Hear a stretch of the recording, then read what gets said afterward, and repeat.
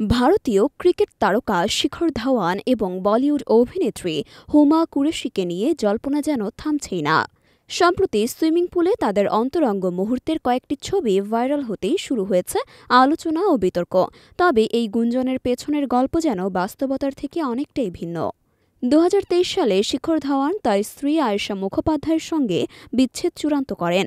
এরপর থেকেই শিখরের ব্যক্তিগত জীবন নিয়ে ভক্তদের কৌতূহল বাড়তে থাকে। বিভিন্ন নারীর সঙ্গে তার সম্পর্ক নিয়ে শোনা যায় নানান গুঞ্জন।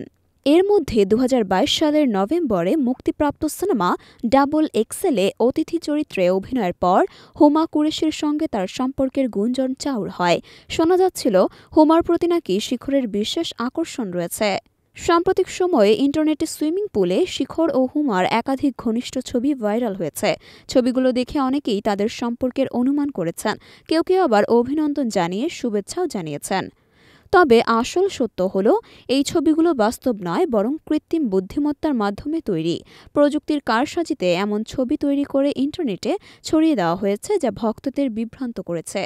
এখনও পর্যন্ত শিখর বা হুমা কেউই নিজেদের সম্পর্ক নিয়ে কোনো আনুষ্ঠানিক মন্তব্য করেননি। তবে ভাইরাল ছবির বিষয়ে কোনো প্রতিক্রিয়া না দিয়ে তারা নিজেদের পেশাদার জীবনে মনোনিবেশ করছেন।